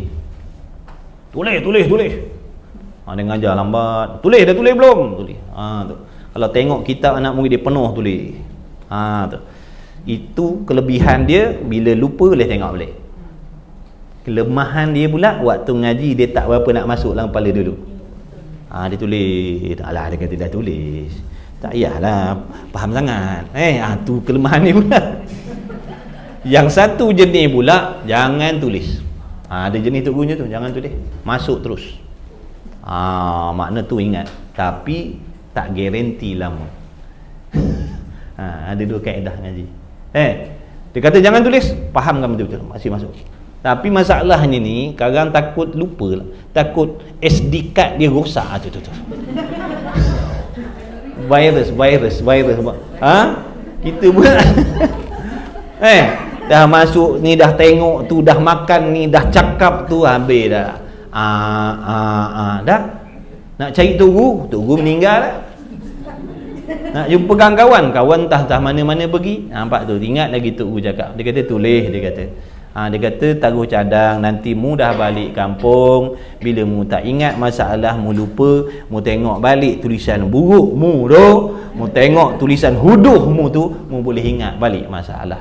Mu nak tarik Tok Guru mati dah, dia kata. Mu nak rujuk siapa? Mu nak rujuk siapa? Tok Guru mati dah. Tapi itulah dia, tulisan buruk itulah yang akan ingatkan mu balik. Memang sungguh lah. Tapi kalau dia kata mu tak tulis, mu hafal, akan datang kalau mu lupa, mu nak cari siapa? Kawan-kawan entah mana-mana, kawan-kawan pun belum tentu faham juga, dia pun sama macam kita juga. Sebab tu dia kata tulislah, dia kata yang terbaik tulis. Sebab kalau kita lupa kok mana-mana 20 tahun pun, buka balik, oh jadi ingat balik, tengok tulisan kita yang macam tulisan Cina tu. Jadi jangan malas tulis. Dapat pahala tulis tu, bukan apa. Satu lagi nak nolong kita. Memanglah ingat, tapi takut tak lama ingat tu. Dan pengenalan atau takrif mustahil pada akal itu adalah perkara yang dipikirkan dengan akal tentu tidak. Maksud tentu tidak sungguh ataupun tentu tiada. Kenapa akal kita menghukumkan benda tu tentu tiada ataupun tentu tidak sungguh? Kerana yang barang yang kita fikir itu tidak. Sebab barang yang kita fikir tu memang benda yang tidak sungguh. Memang benda tu tak ada. Hakikatnya pun memang memberitahu benda tu memang tak ada. Hakikatnya pun memang menyatakan benda tu tak ada. Mana contoh? Seperti tiada Allah. Tiada Allah ni sungguh ke tidak sungguh? Cece jawab. Ujian kepahaman. Tiada Allah sungguh ke tidak sungguh? Tidak sungguh. Nampak tak? Alam ni tidak ada pencipta. Sungguh ke tidak sungguh? Tidak sungguh. Betul dah tu, tidak sungguh. Sebab tu akal kita mikir tak sungguh tadi, sebab memang hakikatnya memang tak sungguh. Tiada Tuhan ni. Yang sungguhnya yang sungguhnya ada. Yang sungguhnya ada Tuhan. Yang sungguhnya ada pencipta. Ni tiba-tiba dia kata alam ini tidak ada pencipta. Oh, tidak sungguh. Tidak sungguh. Nanti lama-lama kita beza pula. Tidak sungguh tu lain, tiada lain. Dia ada beza pula tu. Tak sungguh benda lain, tak ada benda lain. Tak apalah, akan datang. Mana boleh hari ni nak belajar semua. Faham satu-satulah, insya-Allah. Ada ni tuan-tuan yang dah faham ni saja buat tak reti gitu. Dia datang tu nak ingat-ingat balik. Tak apalah. Kemudian seperti tiada Allah, maka apabila kita fikir dengan akal kita, tentulah kita menghukum atau kita memutus dengan tidak. Nak kata tak ada Tuhan, fikir balik, ya ke tak ada pencipta? Tidak sungguh tak ada pencipta. Tak payah Tuhan lah ni, bangunan ni. Buat contoh pada makhluk ni. Bangunan dia tadi, kawan kita ada cakap, bangunan rumah ngaji ni, bangunan kedai ni tak ada orang yang buat. Sungguh ke tidak sungguh? Kita fikir, kita pun menghukumkan tidak sungguh apa yang dia cakap tadi. Nampak tak? Apa yang dia cakap tadi, dia kata tak ada tukang yang membina bangunan ni. Maka kita fikir, tidak sungguh apa yang dia cakap tadi. Dia kata bangunan ni tak ada tukang yang buat. Jawapannya, hukumnya tidak sungguh dengan apa yang dia cakap tadi. Sungguhnya ada tukang yang buat. Pandai lah tu. Reti dah tu. Alhamdulillah. Tempat lain lambat orang faham. Kat rumah ngaji ni belum habis lagi faham dah. Masya Allah, tabarakallah. Ni apa amalan tuan-tuan ni, banyak zikir, banyak salawat ni. Masya Allah, tabarakallah. Terang hati, cepat dapat ni. Alhamdulillah. Pong sikit. Semangat. Dia kena puji-puji juga, dia semangat dia kata aku tak faham pun dia kata bagus juga. Nak datang minggu depan. Allah salli ala Muhammad.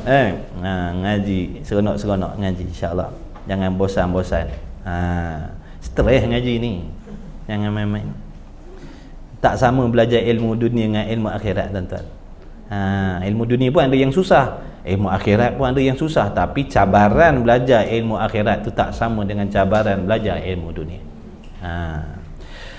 Kemudian tentulah akal kita menghukumkan dan memutuskan dengan tidak, kerana tidak ada Tuhan itu tidak, makna tidak ada Tuhan itu tidak sungguh. Tambahlah ayat sikit nak faham. Dan umpamanya banyak lagi lah benda yang mustahil tu. Tadi dia bagi contoh benda mustahil, tidak ada Allah.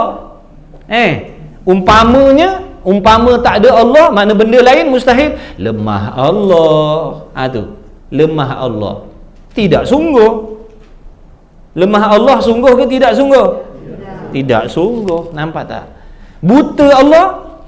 Tidak sungguh. Ada Tuhan selain Allah? Tidak sungguh. Makna mustahil. Macam itulah.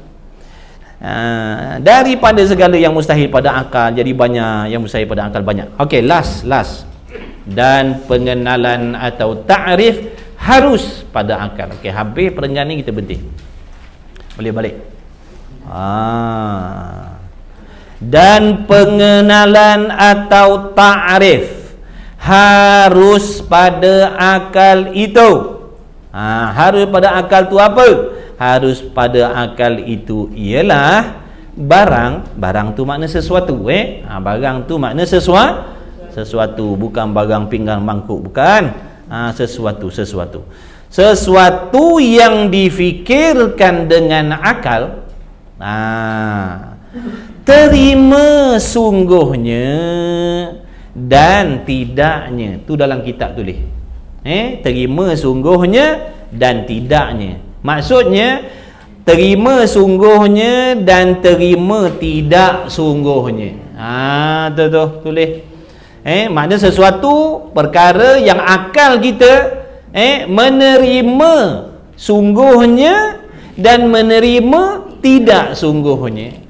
Sungguhnya perkara tu pun akal boleh terima, tidak sungguh pun akal boleh terima. Adanya benda tu pun akal boleh terima, tak ada pun akal boleh terima. Itu makna harus. Jadi harus ni dia boleh bertukar-tukar, tuan-tuan. Bila sebut harus dia boleh berubah-ubah. Kejap ada, kejap tak ada. Dia boleh hajar daripada ada kepada tak ada, daripada tak ada kepada ada. Itu benda harus. Kalau ada semata-mata, wajib. Kalau semata-mata tak ada, mustahil. Kalau boleh ada, boleh tak ada, harus. Pandai, masya-Allah, tabarakallah. Kenapa akal kita menghukumkan macam tu? Kenapa akal kita menghukumkan boleh ada, boleh tak ada pula? Jawabnya kerana itu jawab dia tu. Kerana barang itu, makna sesuatu tu tadi, terima sungguhnya dan terima tidaknya pada diri perkara tu. Makna diri benda tu memang jenis boleh ada, boleh tak ada. Mana contohnya? Seperti makhluk ini. Mana makhluk? Kita lah. Dinding bukan? Bukan. Sebab ada orang faham makhluk ni manusia. Sebut makhluk je manusia. Makhluk je manusia. Kesian lembu ke bawah tu. Mereka pun makhluk. Makhluk ada sesuatu yang dijadikan oleh Allah. Masiwallah, selain daripada Allah. Langit, bumi, udara, air, ikan, batu, kayu, manusia, jin, setan, iblis, nafsu. Semua makhluk. Sesuatu yang diciptakan oleh Allah. Besi, kayu, ikutlah makhluk. Bukan jangan kita faham makhluk je manusia. Makhluk je manusia. Tu yang kita fikir makhluk ni dalam pentadbiran Allah. Dia fikir manusia je dalam pentadbiran Allah. Kebau lembu bukan. Batu kayu bukan. Pokok-pokok bukan. Jadi pokok-pokok tu bergerak, tumbang, tegak dan sebagainya, itu bukan kerja Tuhan. Sebab makhluk dalam urusan Allah. Sebab dia faham makhluk ni manusia. Makhluk ni masih wallah lah, selain daripada Allah. Selain daripada Allah tu makhluk lah. Jadi tilik renung kepada makhluk. Memang sungguh-sungguh diri yang nama makhluk ni tadi, dia jenis boleh ada, boleh tak sebab tu akal kita pun hukum macam tu. Akal kita menghukumkan harus. Kenapa pula harus? Sebab benda tu memang dirinya jenis macam tu, boleh ada dan boleh tak ada. Mana makhluk? Kita. Acah kita fikir, kita tengok, kita tilik diri kita. Dulu kita ada ke tidak? Dulu tak ada kita. Sekarang ada. Nanti akan datang tak ada balik. Lepas tu ada balik. Lepas tu ada je kan. Sebab apa ada je? Sebab Allah dah akan kekal ada, lepas daripada tu tak akan mati dah. Namanya wajib apa tu? Wajib wajib aradi itulah, tak nak ulang kaji. Wajib aradi nama dia. Jadi kita ni memang sungguh diri kita ni kejap ada, kejap tak ada, boleh ada, boleh tak jadi bila sebut benda harus contohnya adalah makhluk. Okey, soalan kepahaman sebelum berhenti. Boleh tak kita nak kata makhluk ni wajib ada? Boleh tak kita nak cakap makhluk ni wajib ada? Boleh tak? Tak boleh. Kenapa tak boleh?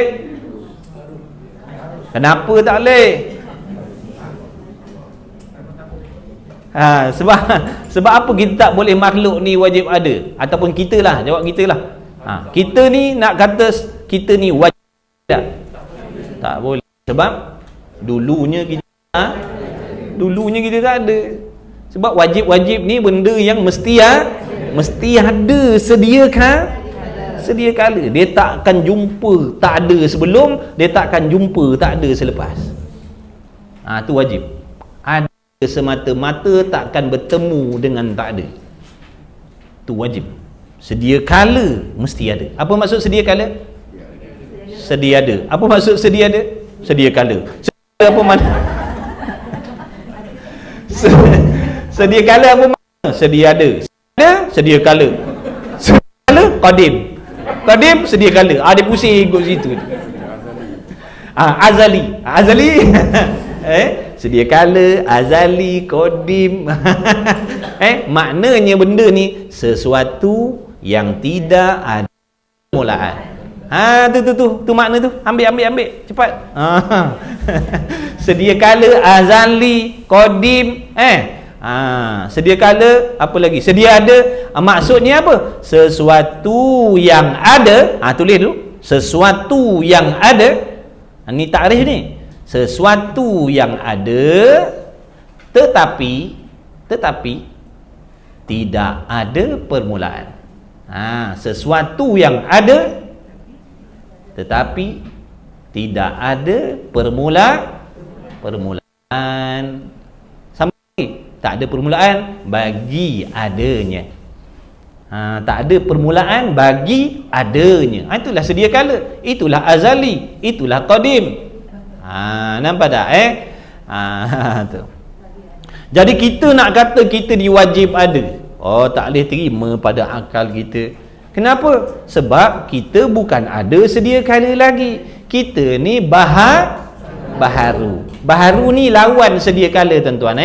Apa erti baharu? Tulis sesuatu yang ada permulaan bagi adanya. Sesuatu yang ada permulaan bagi adanya. Itu maksud baharu. Lawan bagi sedia kala tadi.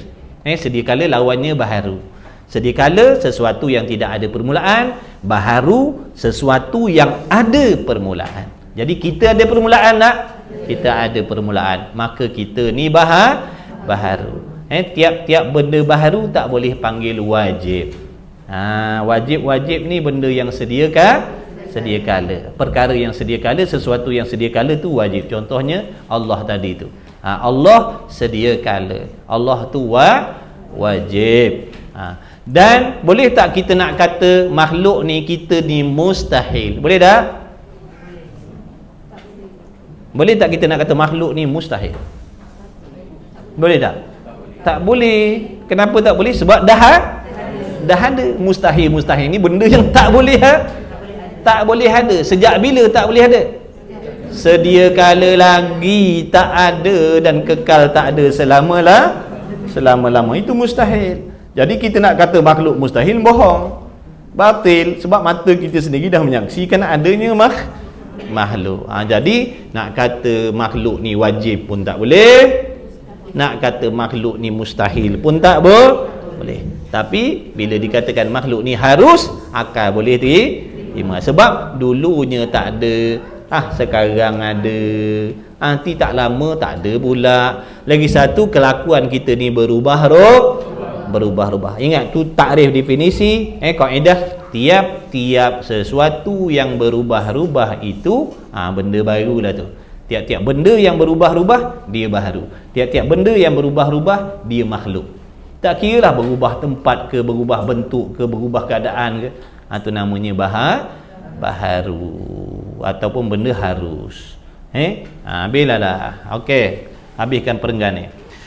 Dan pengendalaan atau takrif harus pada akal itu ialah barang yang difikirkan dengan akal terima sungguhnya dan tidaknya, kerana barang itu terima sungguhnya dan tidaknya pada diri perkara itu seperti makhluk ini. Makhluk ni kita lah, manusia, dan selain daripada manusia, batu kayu masuk sekali. Maka apabila kita fikir dengan akal kita ke atas makhluk ni, bila kita fikir, kita tilik, kita renung, maka dapat kita memutuskan, kita pun buat keputusan dengan akal kita, dan menghukum dengan akal, maksudnya terima ada dan terima tiada. Sekarang ni ada lah, tu maksud terima ada.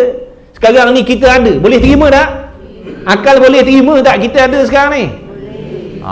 Takut ada yang tak boleh terima. Saya tak boleh terima saya ada.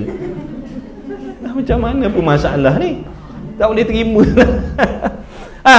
Besok ataupun petang garang ataupun di masa yang akan datang, kita binasa, kita hilang, kita tiada. Akal boleh terima tak? Akal boleh terima. Sebab itulah panggilnya harus kita makhluk ni. Begitulah iman. Iman pun benda baharu tuan-tuan, bukan wajib. Sebab tu ada manusia yang beriman, ada yang tidak. Sebab iman tu masuk dalam makhluk. Kalau kata wajib beriman, tak ada seekor habuk kapi atas dunia ni. Kalau kata iman tu kalau kata iman tu wajib, tak ada seorang pun yang kafir. Wajib makna mesti ada lah. Nampak tak? Sihat, harus sihat. Kalau wajib sihat, tak ada seorang pun yang sakit. Kaya pun begitu, miskin pun begitu, taufik pun harus. Kita boleh semayang, boleh mengaji, boleh tinggal maksiat, boleh buat ibadat, taufik daripada Allah. Taufik ni makhluk, taufik ni benda baharu, taufik ni harus. Sebab tu kita jangan sombong. Hari ni kita boleh ibadat, besok belum tentu. Orang tu hari ni buat maksiat, belum tentu besok dia buat maksiat. Siap-siap, silap-silap dia jadi lebih soleh, bertakwa daripada kita lagi. Nampak tak? Jadi kena fikir. Sebab tu kita jangan sombong. Ingat, itu semua taufik harus bagi Allah, bagi kita. Tak mustahil besok Allah ambil balik nikmat taufik ini daripada kita. Begitu juga jangan tengok nikmat kita, kerana banyak orang yang asalnya beriman, Allah cabut imannya, mati dalam kafir. Na'udzubillah min zalik. Sebab tu kata Imam Ghazali, jangan terlalu seronok dengan nikmat iman dan Islam yang kau dapat tu. Sebab benda tu harus sahaja, bukan wajib Allah kekalkan kita dalam Islam. Tak wajib, harus saja. Bila harus, mana ada kebarangkalian, benda ni akan hilang, akan datang. Maka berhati-hati, maka waspada, maka jaga elok-elok. Makna jangan aku beriman, aku Islam, buat apa nak ambil peduli tentang Islam ni, tak payah belajarlah, tentang iman ni tak payah belajarlah. Jangan. Kena ambil berat, kena risau. Sebab iman ni boleh rosak, iman ni boleh hilang. Sebab tu kena risau. Bila risau, ni lah tanda-tanda dia. Belajar.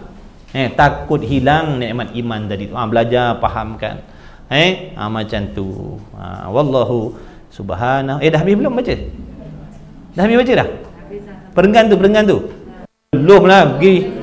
Ada sikit lagi nak habis je cepat.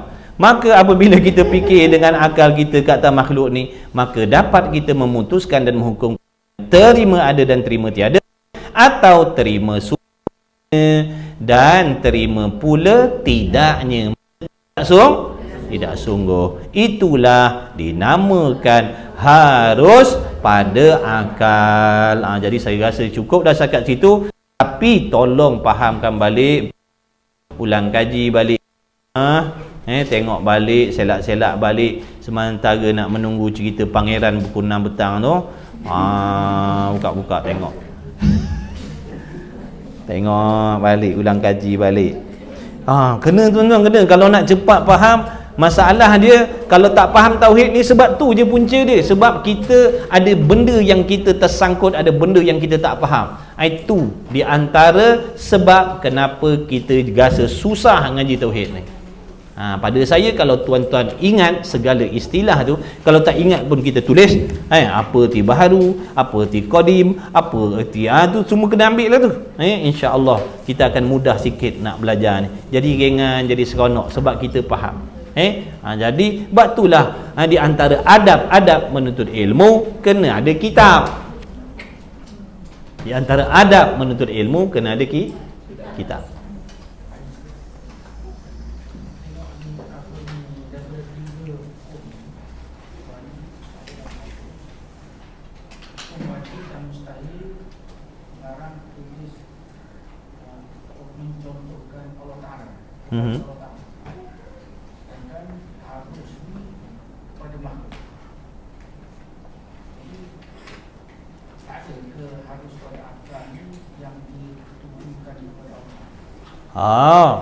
Maknanya harus pada akal ni. Harus pada akal ni, maksudnya kejadian harus pada akal ni masuk dalam sifat Allah juga. Kita katakan menjadikan makhluk tu hukumnya harus. Tu maksudnya. Ada makhluk ni harus. Maknanya bukan wajib Allah jadikan dan bukan mustahil. Tu maksud dia. Yang kata wajib ada Allah tu wajib. Tidak ada Allah tu mustahil. Menjadikan makhluk tu faham menjadikan makhluk tu harus. Dan diri kita ni sendiri pun harus. Ada kita ni harus. Ada Allah wajib. Tu gitu. Tu maksud dia. Satu lagi, saat kita menggunakan akal kepada otak kita, contohnya saya silakan kita katakanlah dalam satu suasana, katakanlah ada dua orang budak sekolah lah. Orang budak sekolah ni dia kata, seorang tu kata 2 kali 5, 15. Katalah B kata macam tu, A kata orang ni tak masuk akal lah cakap tu. Samalah tadi tu. Samalah sikit. Sama. Makna yang tadi tu tak masuk akal, kenapa nak digunakan akal pula? Tak masuk akal makna harus pada ada akal, tapi benda tu masuk dalam wajib akli tu. Tapi tu namanya wajib akli yang daruri. Di wajib akli tu pula ada dua bahagian. Satu wajib akli yang daruri, satu wajib akli yang nazari. Contoh macam tadi, 2 kali 5 wajib 10. Jadi 10 tu perkataan jawapan yang wajib. Mana wajib apa tu? Wajib nazari. Wajib akli yang daruri maknanya. Tu yang bersangkut paut dengan makhluk. Contohnya setiap benda mesti bertempat. Setiap benda wajib bertempat. Tapi tu jenis wajib makhluk tadi tu. Wajib daruri. Adapun wajib ada Allah tu wajib nazari. Jangan samakan pula. Mana wajib daruri ni apa? Sesuatu perkara yang mudah kita nak hukumkan mesti. Sebab benda tu maklum. Adapun ada Allah, mesti ada Allah, bukan daruri. Tidak semudah itu kita nak menghukum mesti ada Tuhan. Ada Allah ni wajib nazari. Kena renung, kena tilik, kena fikir, kena cari dalil dan sebagai. Tu beza dia. Wajib akli yang nazari dan wajib akli yang daruri. Tu ada sebut dalam kitab Risalah Tauhid. Dalam risalah tauhid dia ada sebut masalah wajib akli yang daruri, wajib akli yang nazari. Contoh, setiap benda wajib bertempat. Mana ada benda yang tak bertempat? Akal kita menghukum Yang Ustaz cakap tu ada belajar dalam kitab ni? dalam ni tak ada. Oh, tak ada. Yang nazari tadi. Tak ada. Tu nanti kitab tingkatan 3.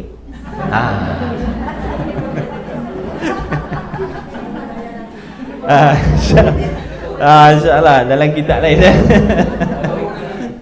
Jauh lagi tingkatan 3. Kita perang tadika, bukan tadika. Perang. Perang. InsyaAllah tak apa, nanti jumpa lah tu pelan-pelan. Tapi lambatlah lagi nak tingkatan 3 tu. InsyaAllah mudah-mudahan. Jadi minta ampun maaf lah kalau ada salah silap kurang, dan ambil masa tuan-tuan banyak. Sebab nanti tak lama puasa kita nak cuti dah. Puasa kita nak cuti dah, insya-Allah. Mudah-mudahan dengan berkah majlis ilmu kita pada hari ini, dengan berkat keikhlasan tuan-tuan, pengorbanan tuan-tuan kerana Allah, kerana Rasul datang sini, korban macam-macam, penat, lelah, belanja masa dan sebagainya, dengan berkah maknanya para malaikat yang mulia-mulia yang Allah utuskan dalam majlis ilmu, mudah-mudahan dengan berkah tuan pengarang kitab, dengan berkah doa-doa daripada mak bapak kita, tutur guru kita, orang-orang soleh, solehah, orang bertakwa, dengan berkah Nabi dan dengan tuahnya Nabi Muhammad sallallahu alaihi wasallam, dengan berkah bulan yang mulia di sisi Allah, sama-sama kita berdoa kepada Allah, kita bertawassul kepada Allah Ta'ala.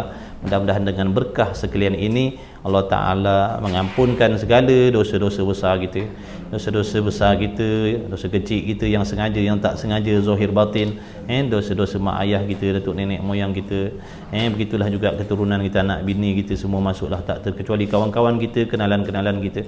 Mudah-mudahan semuanya mendapat taufik hidayah daripada Allah, mendapat keberkahan ilmu, mudah-mudahan dipilih oleh Allah semuanya, kawan-kawan kita, kenalan-kenalan kita, sahabat-sahabat kita, adik-beradik kita, mudah-mudahan Allah Ta'ala pilih menjadi orang yang belajar agama ikhlas kerana Allah Subhanahu Ta'ala. Mudah-mudahan kita semua Allah Ta'ala selamatkan daripada fitnah akhir zaman, fitnah daripada fahaman-fahaman yang boleh merosakkan agama, merosakkan akidah, merosakkan syariat. Mudah-mudahan Allah Ta'ala selamatkan keturunan kita, diri kita, dan semuanya daripada terkena fahaman-fahaman yang berbahaya ni.